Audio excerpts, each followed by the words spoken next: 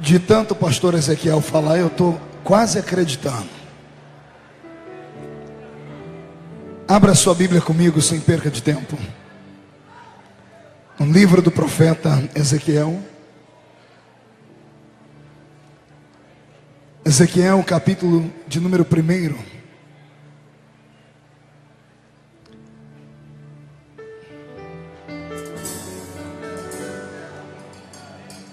É uma honra poder estar mais uma vez aqui no Abala São Paulo. Quero agradecer a diretoria do evento por não se esquecerem de mim. Muito obrigado, apóstolo. A todos que estiveram envolvidos, o deputado Lendes, ao Marcelo, que é um grande amigo, e aqueles que a minha memória não me ajuda a lembrar os nomes. Muito feliz de poder regressar aqui. Espero que não esqueçam de mim tão cedo. Ezequiel, capítulo 1. E aconteceu no 30º ano, no 4º mês, no dia 5º do mês, que estando eu no meio dos cativos, junto ao rio Quebar, se abriram os céus e eu vi visões de Deus. No 5º dia do mês, no 5º ano do cativeiro do rei Joaquim, veio expressamente a palavra do Senhor a Ezequiel, filho de Buzi, o sacerdote, na terra dos caldeus, junto ao rio Quebar. E ali esteve sobre ele a mão do Senhor. E olhei, e eis que um vento tempestuoso vinha do norte, e uma grande nuvem com um fogo a revolver-se, e um esplendor ao redor dela. E no meio uma coisa como cor de ambar que saía dentre o fogo.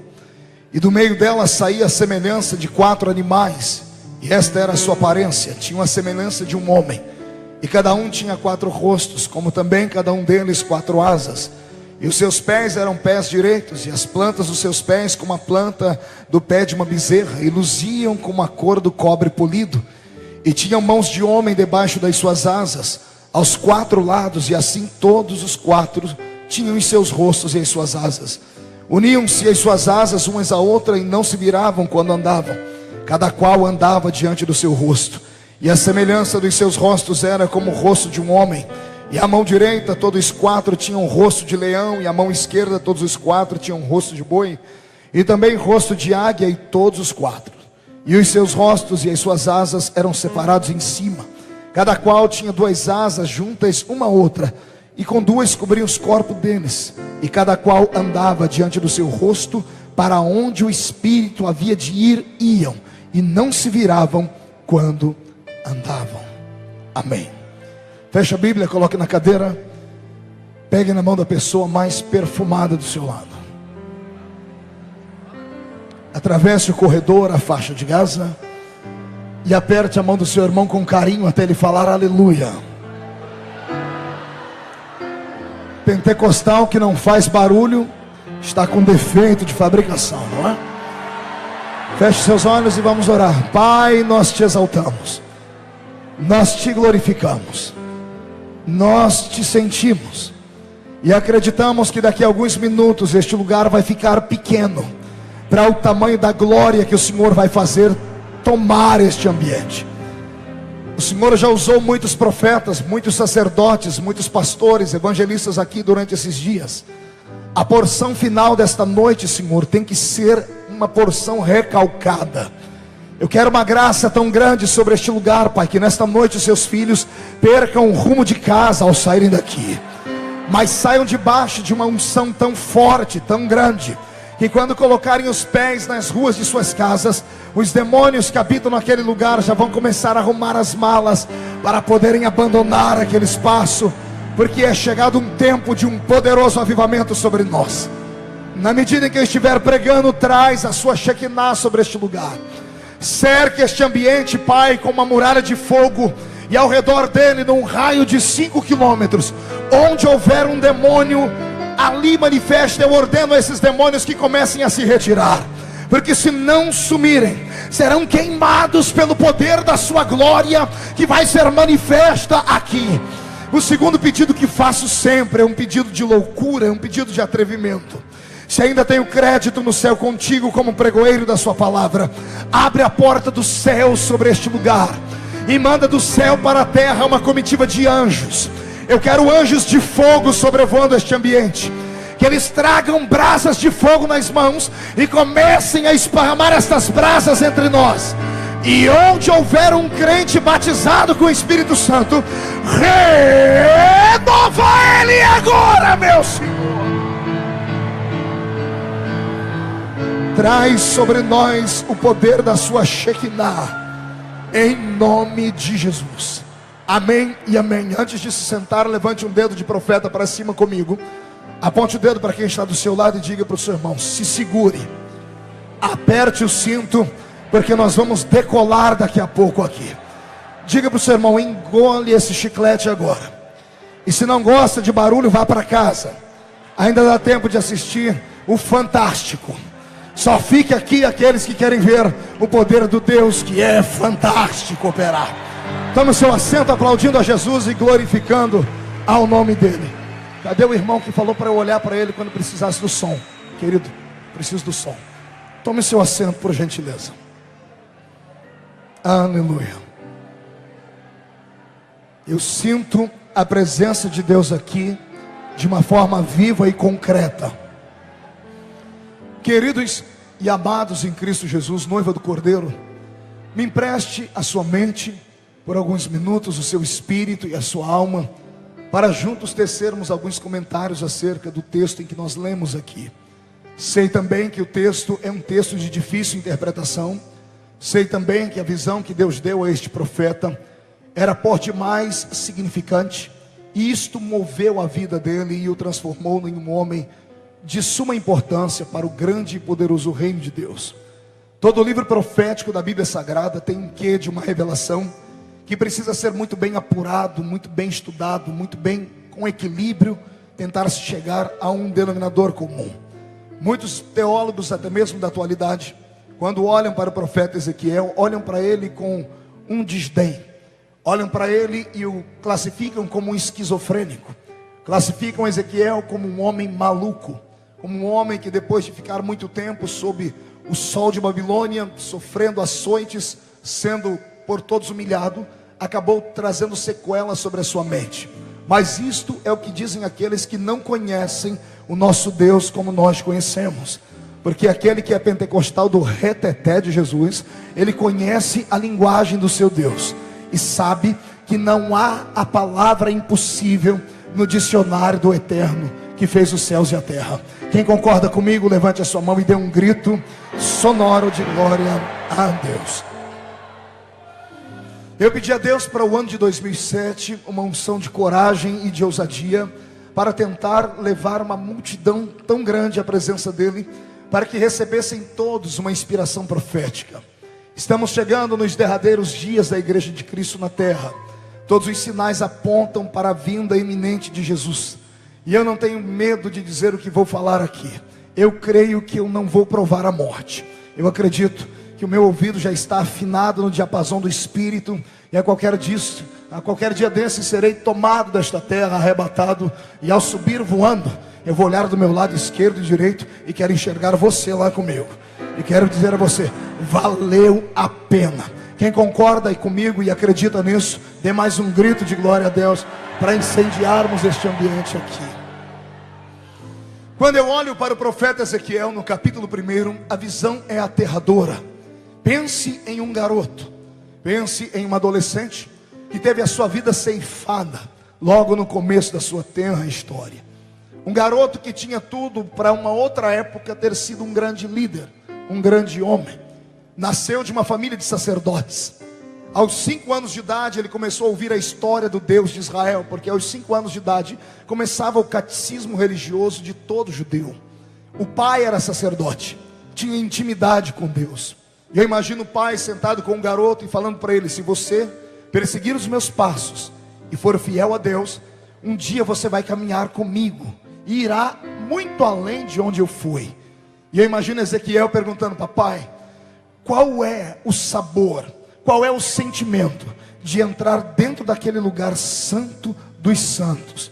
E eu imagino os olhos do pai dele, que era Buzio, sacerdote, brilhando e dizendo: filho, não dá para descrever em palavras, só quem atravessa o véu do templo é que pode dizer. Lendo essa história eu me comovi muito, porque eu me espelho nesta vida, eu me espelho nessa história, eu me espelho num homem como Ezequiel. Todos nós temos uma história com Deus e os nossos capítulos são tecidos no céu, mas somos nós quem ditamos a Deus o que queremos para nós. Se pararmos e olharmos para a nossa vida e determinarmos que seremos derrotados, isso sim seremos. Mas se determinarmos um tempo de vitória, como foi pregado aqui, eu não tenho sombra de dúvida nenhuma de dizer que antes que o ano termine, a bandeira da vitória estará fincada no teto da sua casa, e todos terão que enxergar. E os inimigos que até ontem você orava para eles morrerem, não peça mais a morte deles, porque a morte deles é muito pouco. Eles têm que viver. Tem que viver para ver o Senhor colocar uma coroa sobre a sua cabeça e te colocar acima de todas as tempestades da história. Mas eu aprendo com Ezequiel que toda graça, toda unção e toda visão divina tem um preço. E o preço só pode ser pago por gente de coragem.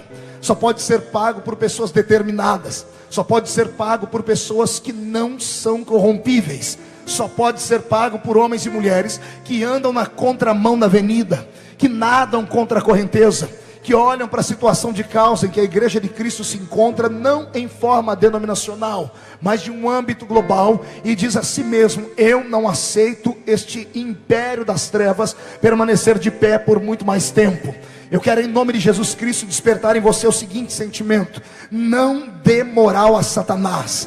Não faça Satanás se sentir o bambambam. Não deixe ele achar que ele é o rei da cocada que existe por aí. Ele é um miserável, desgraçado, pobre, cego e nu. E eu descobri lendo a Bíblia Sagrada um dia desses, que além disso ele é um sem teto. Quando ele foi expulso do céu, como não tinha lugar para ele ficar, Deus criou o inferno para ele e para os seus anjos. E depois que Jesus ressuscitou, Jesus ficou tão irado com ele, por ver ele ultrapassar os limites e tentar roubar a raça humana das mãos dele, que Jesus foi na casa dele e disse: a partir de agora, a chave da tua casa vem para minha mão, cai fora daqui, porque você não tem nem casa para morar. Então eu quero que você creia nessas palavras que eu estou dizendo, porque se elas criarem raízes dentro do seu coração, você nunca mais andará de cabeça baixa nesta terra, nunca mais ficará com medo de passar na frente de um terreiro de macumba. Pelo contrário, você quem muda mais de calçada quando encontrar um catimbozeiro, é ele quem vai ter que mudar de calçada. Eu profetizo em nome de Jesus que não é a sua casa que vai ter que ser vendida e mudar, porque lá do lado tem um atabaque, alguém batendo tambor a noite toda. A partir de hoje, aquele filho de Satanás com a pombagira vai ter que arrumar outro lugar para morar, porque aquele lugar será terra santa, porque o Senhor entregará na palma das suas mãos. E só quem concorda comigo, tire o pé do chão e dê um grito para São Paulo inteiro acordar.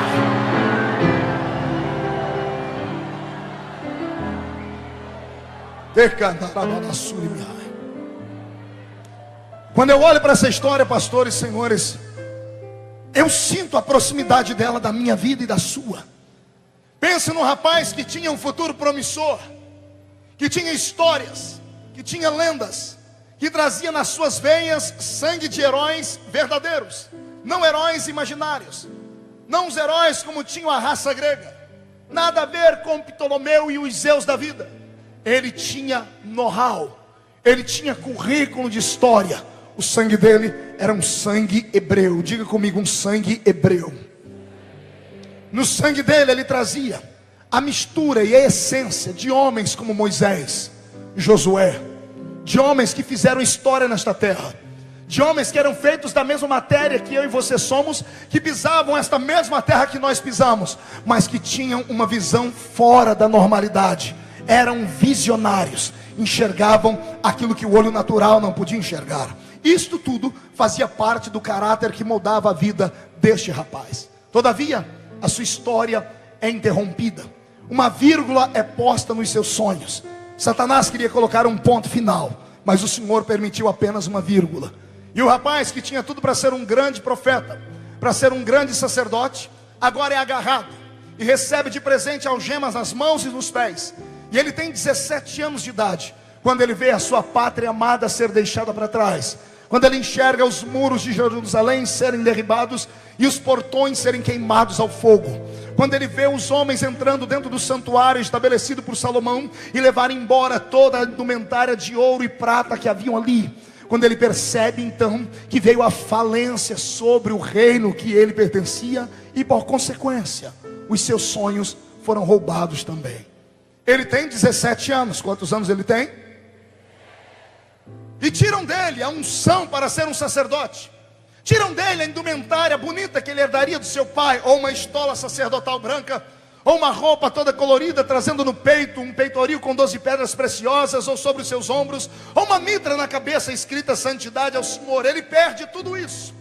Ele perde as mãos santas sem calo, porque tinham que ser puras, onde ele pegaria o sangue de um animal e uma vez por ano atravessaria o átrio, o lugar santo, santo dos santos, e tocaria nas pontas do propiciatório, que era a tampa que ficava sobre a arca, inclinando, aguardaria a nuvem de Deus descer ali dentro. Este sonho tiraram dele e deram na mão dele uma algema, e aprisionaram as mãos, e aprisionaram os pés, e roubaram os seus sonhos.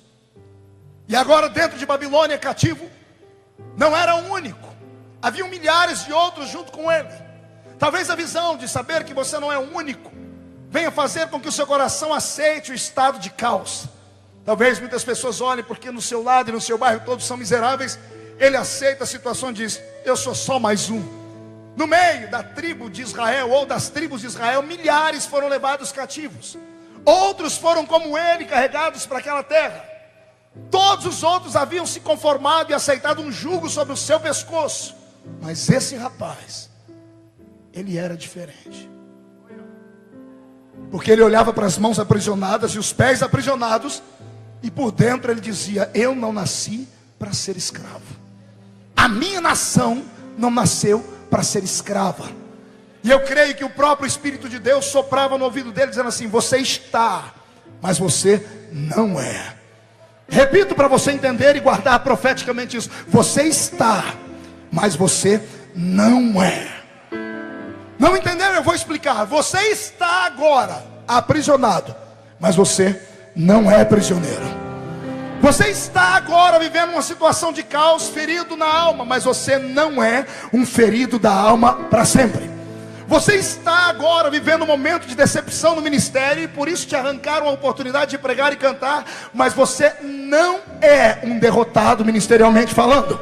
Você está passando por uma prova muito grande na sua casa, com a sua família aparentemente falando está destruída, mas você não é alguém que vai liderar uma família destruída. É só uma situação passageira. O estado agora ele pode mudar. Agora aquilo que você é, ninguém pode mudar. Você é um campeão por natureza. Deus olhou para você e apostou as fichas dele em você. Quando Deus te escolheu, ele foi com a sua cara e disse: esse é meu, e ponto final. O Senhor não te chama por apelido, o Senhor não te coloca nome bonitinho. Quando Deus chama alguém, ele chama pelo nome. Chamei-te pelo teu nome e tu és meu. Está passando por uma situação agora, mas a situação vai mudar. Eu profetizo de novo: vai mudar. Eu estou atrevido, já está mudando. E quem crê nisso, grita de novo para acordar São Paulo.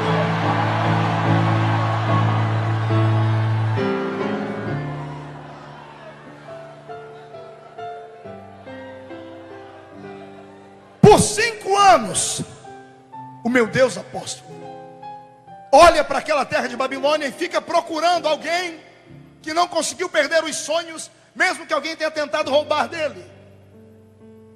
E no meio de milhares de jovens, o Senhor só encontrou um garoto, que agora não tem mais 17, agora tem 22. A sua pele não tem mais a beleza da pele de um sacerdote, agora está queimada pelo sol.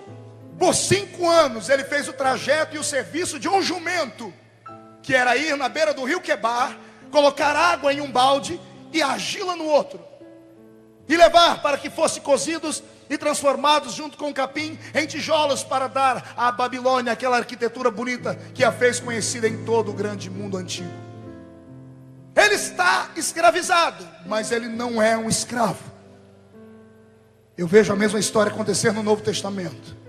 São 2 homens aprisionados, pés e mãos. Eles acordam à meia-noite. Não acordam de um sono gostoso, acordam do desmaio. Está tudo escuro dentro da prisão. Um olha para o outro e diz: como é que você está? Diz: estou vivo. A mão: está amarrado. Aí os pés estão amarrados. O corpo está dolorido. E o espírito está livre. Lembra da melodia que nós vimos cantando no meio do caminho quando nos atacaram? Lembra? Vamos cantar ela agora. Em qual refrão nós paramos? Naquele. Paulo e Silas ensaiam um cântico. E quando eles levantam as vozes para o céu, meu Deus olha do céu e diz assim: como pode? Os pés estão amarrados, as mãos estão amarradas, o corpo está cheio de cicatriz. E Paulo está dizendo: Senhor, mas o espírito está livre. Podem amarrar os meus pés, podem amarrar as minhas mãos, mas não podem amarrar o meu espírito. Não podem. Isso, pode começar a chorar, porque esse é o recado que você vai levar para aquela sua patroa infeliz, que diz que você nunca será ninguém. Este é o recado que você vai levar para aquele sacerdote cego que tem lá na sua igreja, que diz que você nasceu para ser derrotado e você nunca será ninguém. Leve esta palavra para ele: o Senhor amarrou os meus pés, amarrou as minhas mãos, mas não amarrou os meus sonhos. Os meus sonhos estão vivos, e o Deus que plantou os sonhos em mim vai fazer acontecer. Quem crê nisso, levante a mão direita para o céu, coloque no ombro de quem está do seu lado, agarre o ombro da pessoa, chacoalhe ela até ela ficar irritada, irrita ela, tira ela do lugar, diga para ela: ninguém pode amarrar o seu espírito.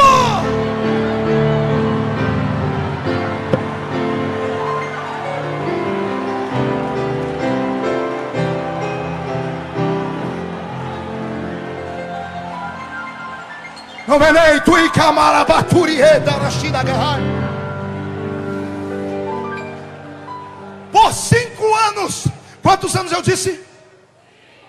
Deus colocou Ezequiel e todo Israel dentro de um laboratório. Escute, o meu Deus é um cientista por natureza. Você não entendeu? Eu vou repetir. O meu Deus é um ser que é um cientista por natureza. Ele tem lá no céu uma fabriquinha dele, um laboratório onde ele faz homem ungido, cantor ungido, pregador ungido. E não fique triste, embora aparentemente falando pareça que a sala é pequena, ela não é. E tem uma luz vermelha piscando na porta todos os dias quando você acorda, e a luz diz assim: há vagas, há vagas, há vagas. Eu estou dizendo, há vagas. Só tem que ter alguém com coragem para ir. Deus jamais te dará alguma coisa grande sem antes te testar. Deus não quer gerar uma geração de filhinhos de papai, que recebam tudo de mão beijada e depois não deem valor naquilo que receberam.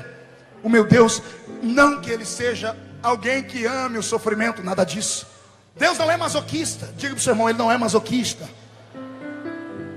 Mas o sofrimento, ele te espreme, e o que sai de você é um perfume, porque a dor e o sofrimento chegam diante dele em forma de um perfume suave.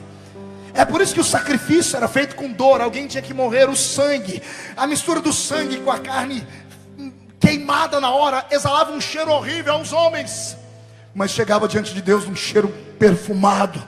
E o Senhor dizia: por causa do sacrifício, eu vou dar a eles aquilo que eles querem, e um pouquinho a mais do que aquilo que eles merecem. Deus testou a nação inteira por 5 anos. Só um passou no teste: Ezequiel. Ele perdeu as características de um sacerdote. Ele perdeu a pele de um sacerdote, as mãos de um sacerdote, mas o espírito de um sacerdote ele não perdeu. Eu disse que Deus é um cientista, e eu te provo isso. Deus criou no universo 3 categorias de seres. Diga comigo: 3 categorias de seres. Põe o 3 no nariz do seu irmão, faça ele acordar. Diga: 3 categorias de seres. O primeiro, apóstolo, ele fez no céu e usou toda uma matéria celeste para fazer. O primeiro ser que Deus fez, ele fez com energia cósmica, com uma energia nuclear que o homem não pode entender, metafísico. Foram os anjos. seres poderosíssimos. Um deles sozinho matou 185 mil soldados no reino da Síria em uma noite. Sozinho. Pense no poder deste ser. Deus não se deu por satisfeito, porque os anjos foram feitos com toda a matéria, entre aspas, que há lá em cima. Aí Deus veio e criou esse nosso mundo. E veio aqui e criou o segundo ser. Um ser diferente do primeiro, porque o primeiro era espiritual e todo ser espiritual é inteligente. Memorize essa equação e repita ela comigo. Todo ser espiritual é um ser inteligente. Aí Deus entra no seu laboratório e diz: vou fazer agora um outro ser. Vou fazer ele desprovido de tudo que há no céu. Vou fazer só com matéria da terra. Aí ele faz os animais irracionais, sem espírito, só alma vivente. E um dia desse, aqui na Expo Cristã, chegou um rapaz em mim, ele até parecia ser certinho da cabeça, um crachá de expositor, e ele começou a falar de teologia comigo e disse: pastor, os animais serão arrebatados? Eu disse: só animal da sua espécie, seu jumento. Já pensou você no céu e o espírito da vaquinha mimosa que você comeu olhando para você,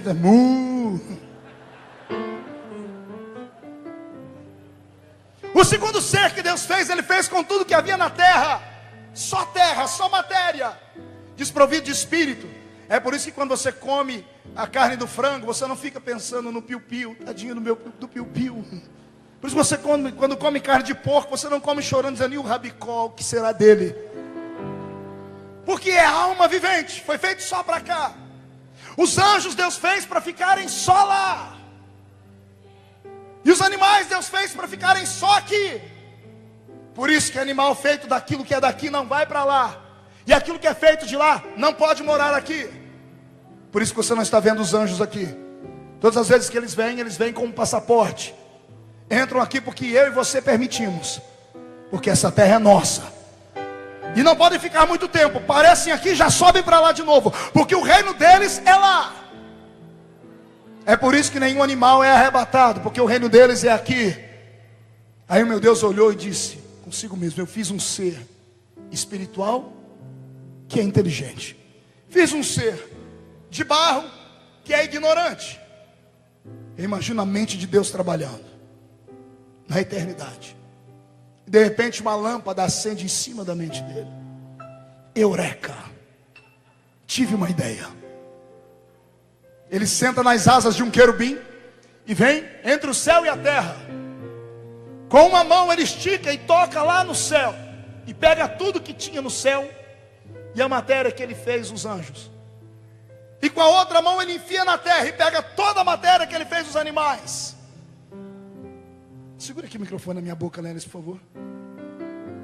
Nessa mão ele pegou tudo que tinha lá, e nessa ele pegou tudo que tinha aqui. Está na mão dele. Pergunte o que ele fez, pastor. Ele fundiu as duas coisas.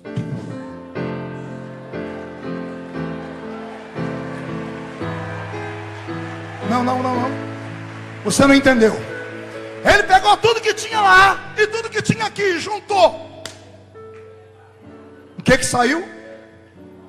Você.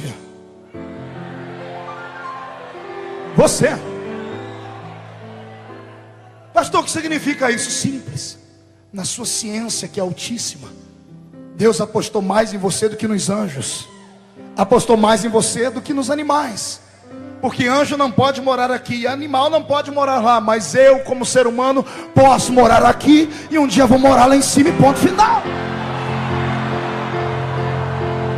Tenho livre acesso. Entendeu isso?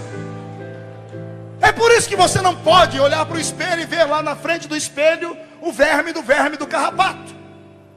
É por isso que você não pode se autodestruir e achar que está tudo terminado. É por isso que você tem que se amar. É por isso que você tem que acreditar nos seus sonhos e mais, acreditar nos sonhos que Deus plantou dentro de você. Porque os sonhos que Ele plantou dentro de você passam os céus e a terra, mas os sonhos não podem passar. Ele salta muralhas, ele agarra o diabo pelo chifre, ele esfrega o focinho do diabo no chão, ele sopra no meio do mar, ele grita dentro da sepultura e te tira de lá. Mas você não morre até que os projetos dele se cumpram na sua história. Por favor, não enxergue só o agora. Não tenha uma visão míope. Veja além. Todo homem de sucesso, toda mulher de sucesso são visionários. Eles acreditam naquilo que ninguém acredita, por isso que chegam onde ninguém chega.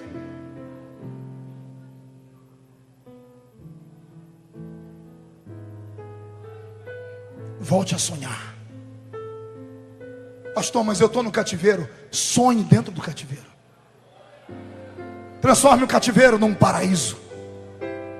Está tudo aqui. É a sua mente quem comanda o seu corpo. É você quem determina o que você vai ser. Pegue toda a luta e pedrada que joga em você. Você pode fazer duas coisas com isso. É energia pura que vem sobre você. Ou ruim ou bom, é energia pura. Ou você transforma ela numa pá e cava uma cova e se joga lá dentro logo. Ou você pega tudo isso e transforma num par de asas e põe nas costas.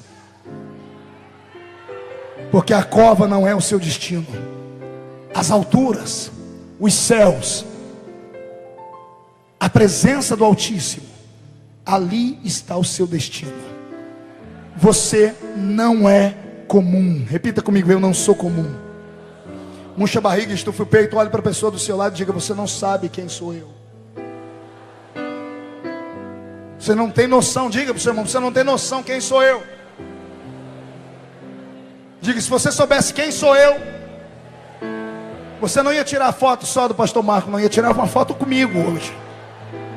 Porque hoje você está aqui, preso, cativo. Você está, mas você não é. Quando o Senhor revelar o que você é, ai Jesus, cai fora Satanás. O Abala São Paulo veio para ficar. Porque aqui o Senhor está gerando, está gestando os maiores empresários que essa cidade já vira. Eu estou olhando aqui para os futuros médicos. Chega dessa história de filho de crente ser só engraxate. Não que isso diminua. Está na hora dos seus filhos subir a rama do Planalto como você chegou lá. Está na hora da nossa geração pegar o que nos pertence. Eu quero um grupo de guerreiros hoje para a gente debochar da cara de Satanás. Este é o ano da conquista.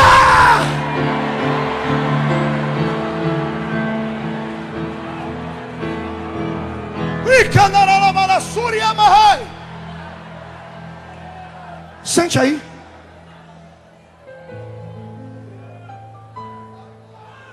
Você tem duas coisas a fazer com as cicatrizes que estão no seu braço, com os grilhões que te prenderam. Ou você usa ele para fazer o que você sempre faz, sentir pena de si mesmo e dizer para todo mundo: eu sou um coitadinho, um derrotado, não tenho, nunca vou conseguir nada. Vai ser sempre um pedidor de esmolas. Ou você vai pegar essas cicatrizes e usar ela como argumento diante de Deus e falar: Senhor, é por causa do seu nome. Eu vou te dar uma palavra, que se alguém tiver inspiração, escreva um livro sobre isso. Provoque Deus. Vou repetir: provoque Deus. Mexe com o coração dele. Grita para a pessoa certa. Pare de ficar se lamentando para esse que está do seu lado, que não pode fazer nada por você. Fale com ele nas caladas da noite. Suba o monte, vá na oração, faça o que for, mas fale com ele. Chega de falar com os empregados, fale com o patrão. Fale com ele: Senhor, o meu tempo de escravidão termina quando?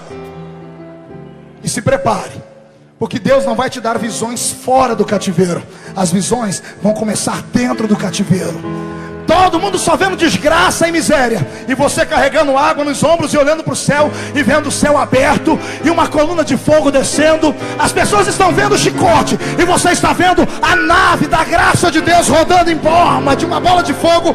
Os homens estão vendo demônios e você está vendo anjos descendo e subindo, e o Senhor dizendo: eu te levanto na terra, e ponto final.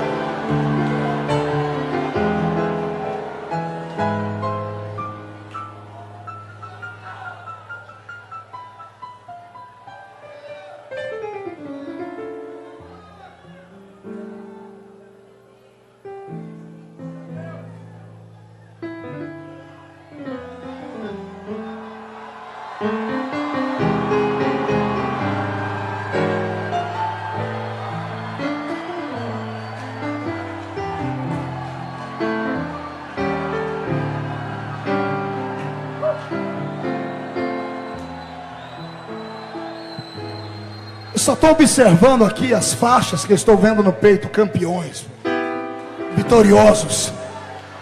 Meu Deus do céu, crente, sai da terra hoje, salta nas nuvens, porque a partir de hoje Deus faz um reboliço dentro da sua casa.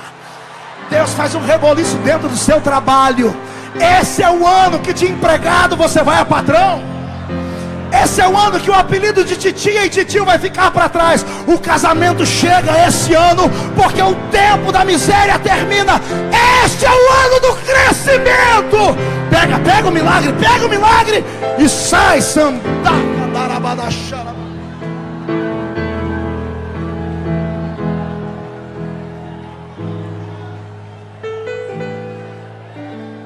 Você está, mas você não é. Ser e estar é diferente. O estar é passivo, é temporal. O ser é eterno, imutável. Pastor, mas e os meus defeitos? E as minhas fraquezas? E as minhas muitas lutas? Deboche delas também. Mas e Deus, pastor? Quando Ele olhou para você, Ele já te conhecia. Quem pode pegar Deus de surpresa? Quem? Eu vejo os homens com as suas maldades se reunindo sempre em grupinho, dizendo: você viu quem caiu, quem tombou? Que vergonha. Pobres, otários e idiotas. Não conhecem a mente de Deus. Deus é um investidor. Eu disse que Ele é o quê? Ele não investe para perder.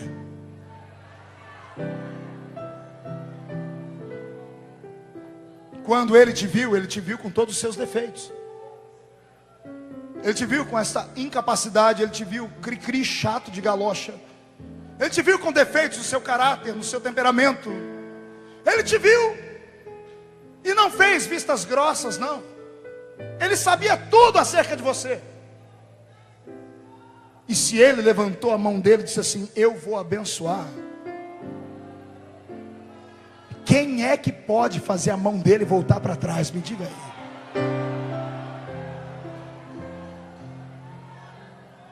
É para explodir o peito. Quem é que pode matar aquele que Deus resolveu guardar da morte? Qual maldição pega naquele que Deus resolveu abençoar? Quem pode tirar do caminho aquele que Deus construiu o caminho para ele? Quem pode roubar aquilo que Deus resolveu entregar nas suas mãos? Pastor, então o que é tudo isso? Tudo isso é um jogo. É um jogo com final contado. É como um filme do Van Damme. Você assiste o filme da angústia, porque eu nunca vi ninguém apanhar tanto igual aquele infeliz. Diferente do filme do Steven Seagal, aquele grandão. Ninguém encosta a mão nele, dá pancada em todo mundo. Mas o do Van Damme, você fica com pena. Você quer entrar dentro da televisão e bater nos caras que estão batendo nele. Apanha o filme inteiro. Aí parece que o diretor grita para ele: falta 5 minutos para terminar a fita. Pense num camarada que arruma força, você não sabe de onde. Vem vindo na memória dele toda a humilhação, toda a angústia, toda a tristeza que fizeram ele passar tudo. E aquilo vai inchando ele, vai inchando. E em 5 minutos ele faz o que ele não fez no filme inteiro. E ainda fica com a mocinha no final. Ei, o diretor do seu filme é o Senhor.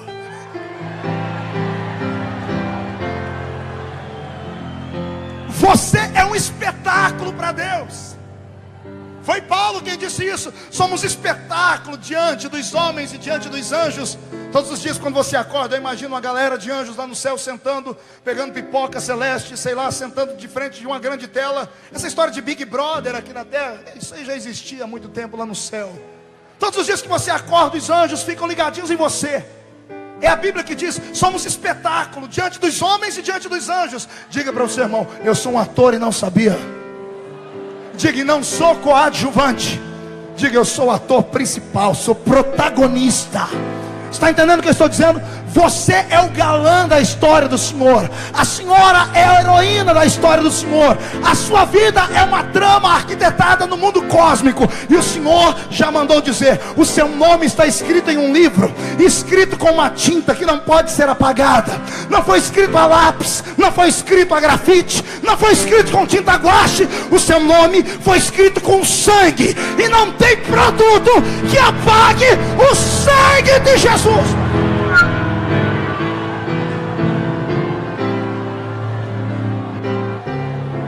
Vai, fique forte agora. Receba esta vitamina do Senhor. Mexa os seus músculos. Faça uma coreografia. Faça assim. Diga para o seu irmão, Satanás está perdido na minha mão esse ano.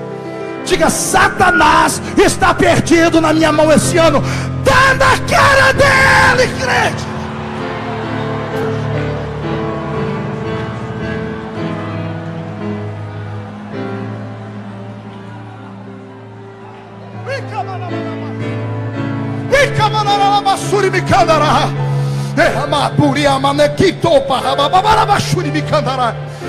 Ah, meu Deus,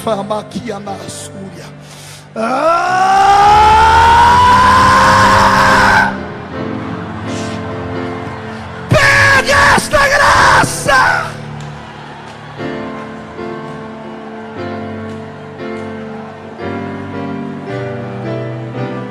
Eu estou ouvindo barulhos aqui.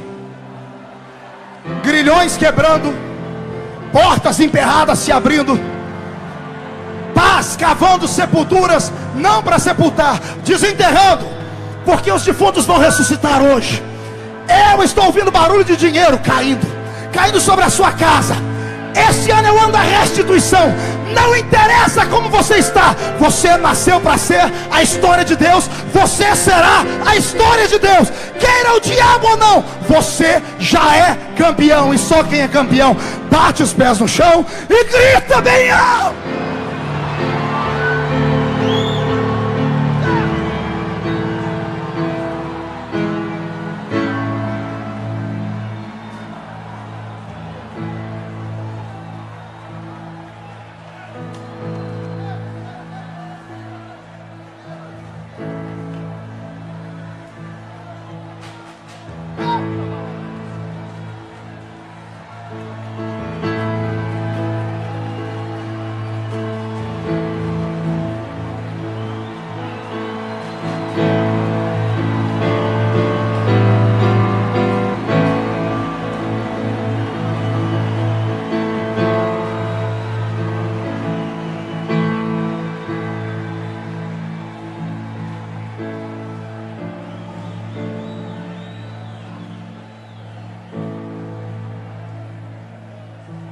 Quem foi que disse que você não pode ser feliz de novo no casamento?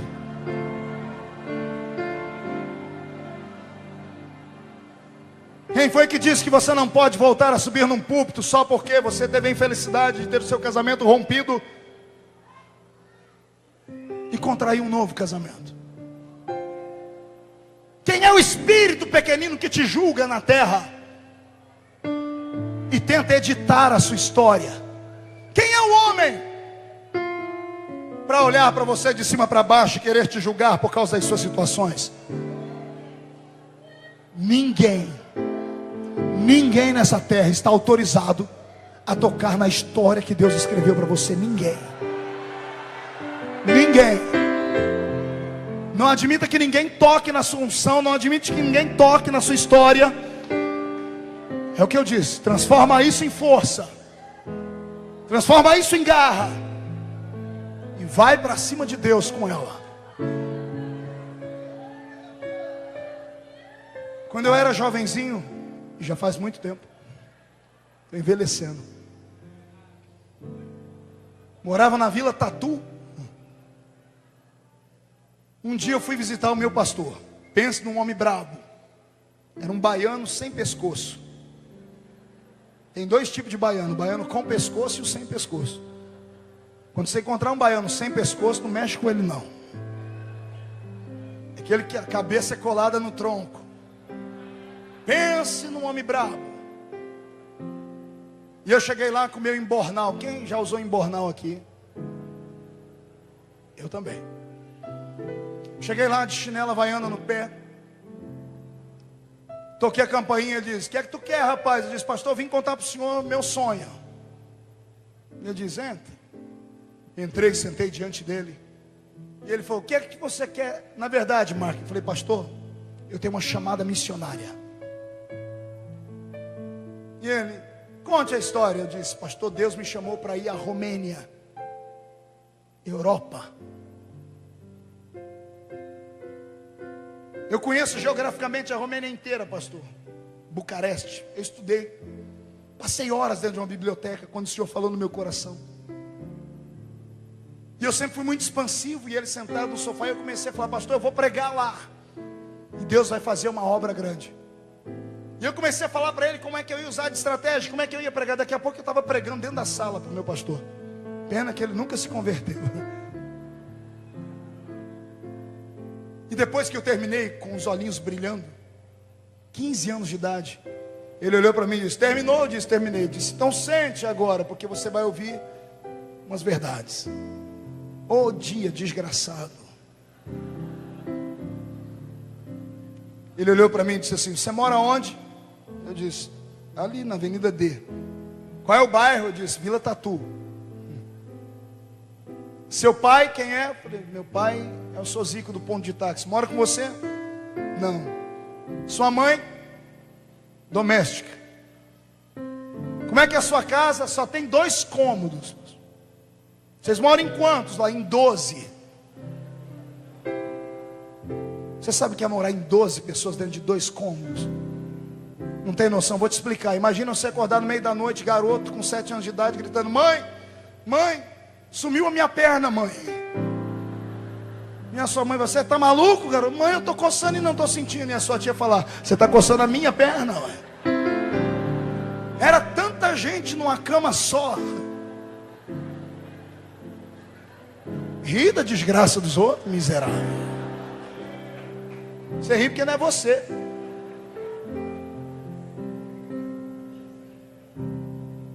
Alguns irmãos, sempre que escutam as minhas mensagens, acabam decorando as minhas histórias, perguntam: pastor, o que o senhor tem contra o Giló? Eu odeio Giló. Para mim, Giló é a comida que o anticristo vai servir na grande tribulação para os desviados que ficaram, só para atormentar mais eles. Eu só comia isso. Hoje vou revelar uma coisa. Todo mundo fala: pastor, o que o senhor tem contra o Avon? Tudo. A vida inteira usando aquele perfume Musk. Ah, só o sangue do... Ninguém merece. Eu fiquei intoxicado com aquela prova. E quando não usava o Musk, era o Rexona. Oh, tristeza. E não ri não, porque você só usava leite de rosa e seiva de alfazema. Não ri não. Te conheço.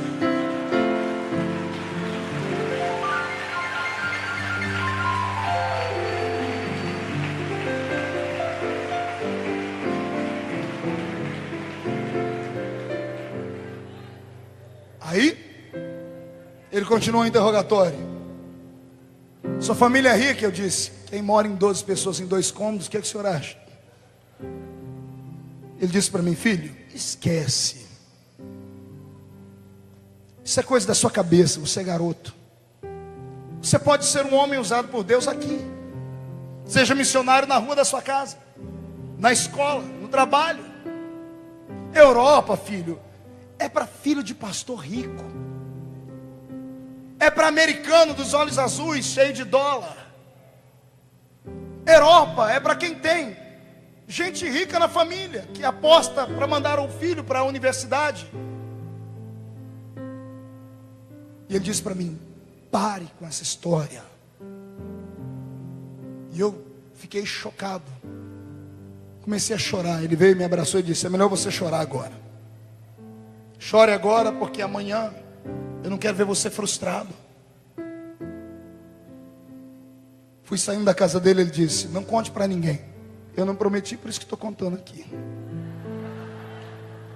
Ele falou: você tem um poder de persuasão muito grande. Você vai fazer todos os garotos da igreja vir aqui e falar que tem chamada para Conchinchina. Cheguei na minha casinha, casinha de 2 cômodos, bem no quarto onde eu dormia com a minha mãe, mais 8 tias. Tinha uma janela feita de madeira e fechada a tramela. Quem conhece tramela aqui? Eu abri aquela janela pesada. Minha mãe tinha uma máquina de costura Singer, aquela do pedal. Tinha que dar um gás nela aqui do lado, que ela tinha uma rodinha. E acredite, eu era desnutrido, eu era menor do que eu sou hoje. Se tamanho fosse dinheiro, eu servia para troco. E não ri não, porque eu pelo menos ia ser uma moedinha de 10 centavos. Você? Ajoelhei em cima daquela máquina, e a nossa casa ficava no meio de um ermo, e dava para um pasto. Eu peguei a minha Bíblia e abri em Isaías 6:8, que já não tinha mais versículo, porque eu apaguei ele com as minhas lágrimas. Coisa de crente novo convertido, maluquices. Eu pegava as lágrimas e marcava. Queria chamar a atenção dele. Abri a Bíblia e mostrei: Senhor, o Senhor mentiu para mim aqui. Quando o Senhor disse: a quem enviarei, por que o Senhor não colocou assim entre aspas? Para eu usar tem que ser rico, ter família estruturada, pertencer a uma igreja grande, ter dinheiro. Fecha aspas. Aí sim, eu não ia sonhar. Eu chorei naquele dia como nunca tinha chorado antes, porque os meus projetos, mesmo sendo projetos de criança, estavam sendo arrancados de mim, como os seus. Como os seus que foram arrancados pelo seu pai, que tirou a sua pureza, garota, ao te violentar. E por isso você não consegue ser feliz em nenhuma área da vida. Tem muita gente aqui que não dá glória a Deus, não é porque não quer não, é porque a alma dela está num labirinto. Não há uma prisão pior do que a prisão da alma. O remédio não atinge. Nós nunca tivemos uma avalanche tão grande de crentes deprimidos. Nunca tivemos uma avalanche tão grande de gente querendo se matar dentro da igreja. Por quê? Porque a gente para ouvir todo mundo. A gente escuta todo mundo que está do nosso lado, menos aquela voz interior que grita aqui dentro dizendo assim: você vai. E essa voz interior é o Espírito Santo, porque ele habita dentro de você. É ele dizendo: você vai. Você vai. Naquele dia o céu fechou numa chuva. E o que eu vou dizer é só crente espiritual para acreditar. Do meio da tempestade eu ouvi a voz do meu Deus. E ele disse para mim: garoto, eu não preciso de dinheiro e nem de passaporte para atravessar oceanos. Eu só preciso de alguém que acredite, que não enxergue o momento, enxergue o amanhã, que seja um sonhador. E eu sei que virá uma geração de pregadores por aí, como eu já enfrentei alguns nos dias desses, num debate sobre sonhos, um levantou e disse assim: ei, pode sonhar, mas não delire. Sonhe com os pés no chão. E eu fiquei muito bravo, porque crente pentecostal, ele não sonha, ele delira mesmo.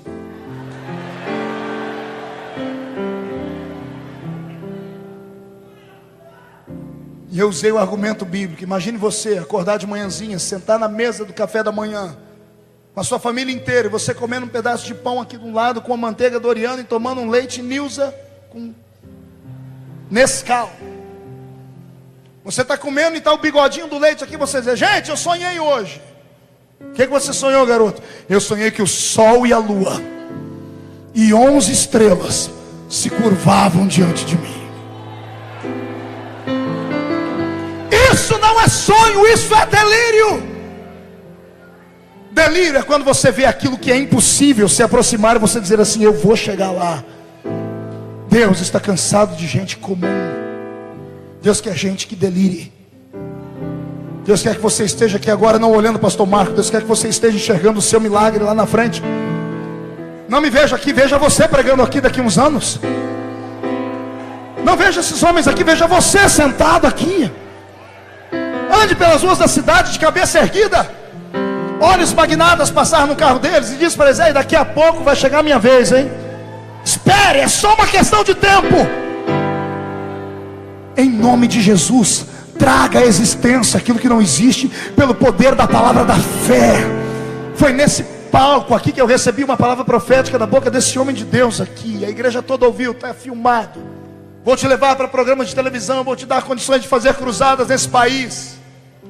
Quando ele falou isso comigo aqui há 2 anos atrás, eu dei risadas. Depois disse: é impossível, não tem um patrocinador. Hoje eu tenho programas em 4 canais de TV. 4, e estou indo para o 5º agora. Daqui 2 meses entramos na Rede TV, em rede nacional.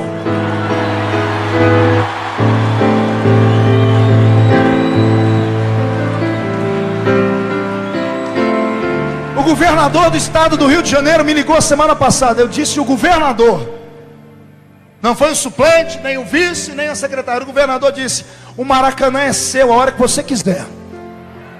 Porque me disseram que você tem cacife. Eu disse: como é que é? Me disseram que você tem laço para encher aquilo ali. Eu disse: eu não, mas o meu Jesus tem. Disse: a hora que você quiser. Terminando a festa do Pan-Americano, eu quero você pregando ali, porque a sua história está mudando a vida dos garotos dos morros aqui no estado do Rio de Janeiro. A notícia está chegando. Quando você traça um projeto de vida, não olhe para o lado. Deixa a tempestade cair. Ande em cima das águas. Pedro, não tire os olhos de Cristo. Não deixe o vento roubar a sua atenção, porque se o vento roubar a sua atenção, você afunda. Olhe para o seu irmão e diga: nada tira a minha atenção. Diga: o meu olhar é fixo. Diga: eu estou olhando com olhar fixo. Aproveita e pergunta para o seu irmão: e o que é que você vê?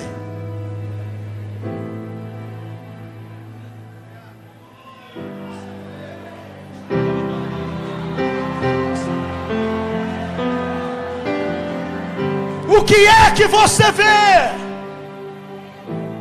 Amanassuri de Candarash, erra na Madagai. Eu vejo uma avalanche de Deus chegando. Eu vejo a visão de Ezequiel explodindo diante dos seus olhos nesta noite, desta madrugada. Crentes nessa noite não vão dormir. A cama vai parecer ter espinhos, mas não é espinhos, é o Espírito te incomodando. Você vai levantar, vai pegar uma caneta, vai arrumar um papel, nem que seja em papel de pão, nem que seja lápis, vai escrever os seus sonhos de novo, vai traçar o projeto, vai colocar na porta da geladeira, no espelho do seu banheiro e vai dizer: este é o ano do meu milagre. Olhe para o diabo e dê na cara dele e diz: não interessa o que eu vejo, eu enxergo além da circunstância. Eu estou, mas eu não sou este derrotado. Eu nasci para a vitória.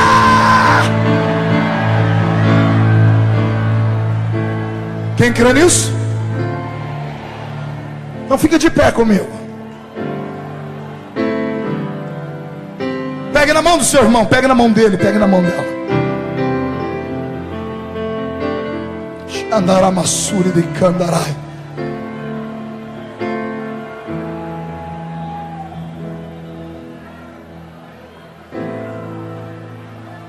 Olhe para mim.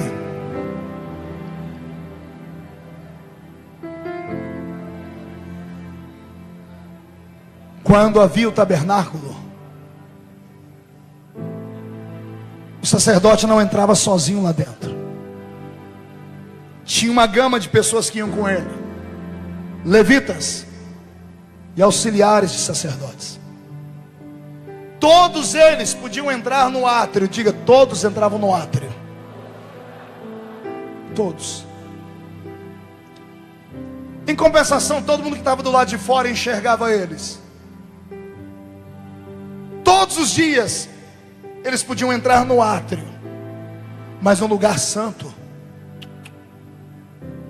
uma vez por mês, ocasiões específicas. A roupa para entrar no átrio era uma, para chegar no lugar santo era outra. Porque quanto mais dentro da nave daquele templo, mais perto da glória de Deus eles ficavam.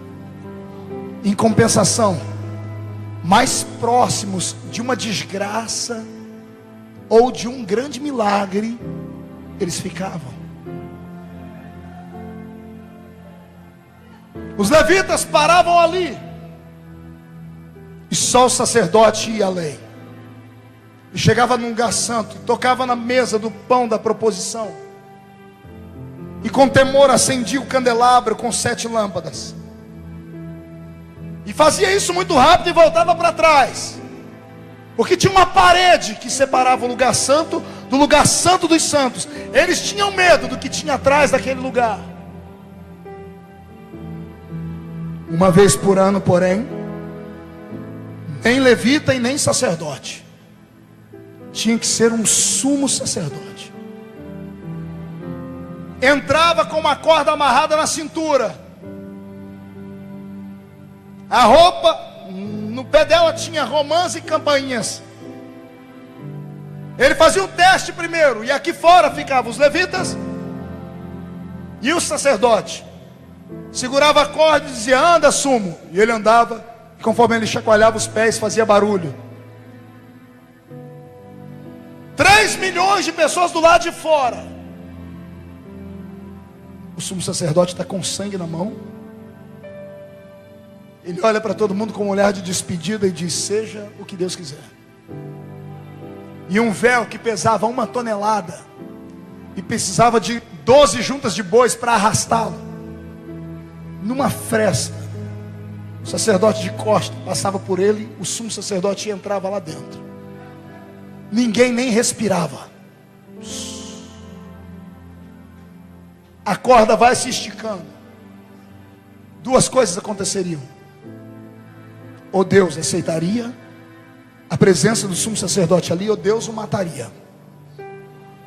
Para isso a corda, porque se ele morresse ninguém podia entrar lá dentro. Quem ficava aqui fora segurando a corda esperava, ou ela esticava ou ela amolecia. O sangue na mão, nos 4 cantos, no propiciatório. Feito isso, ele levantava as 2 mãos para o céu. A Shekinah chegava.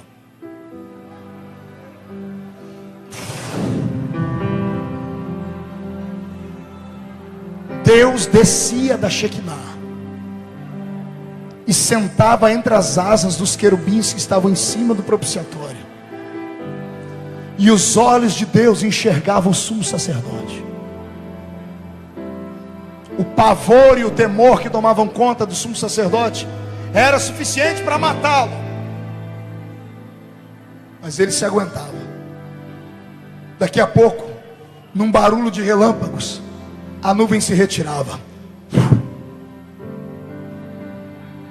Quando o sacerdote percebia que a fumaça tinha sumido, o coração quase saindo pela boca, a perna bambeando, tremendo, ele dava o primeiro passo.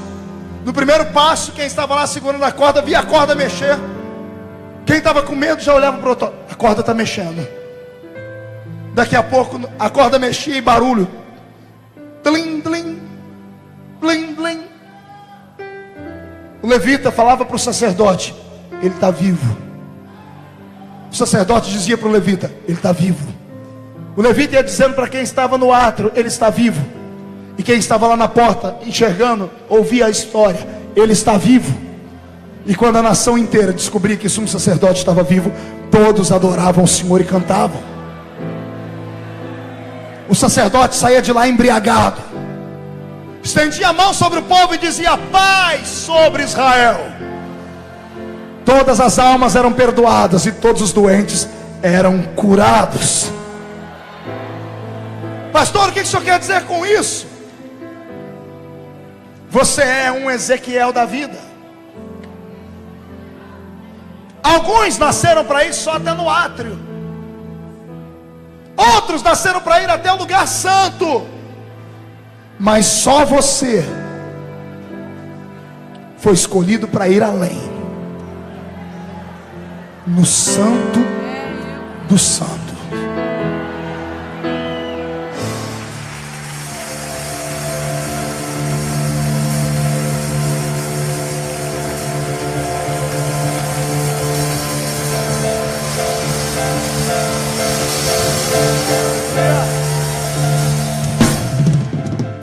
Cumprimento os irmãos com a paz do Senhor.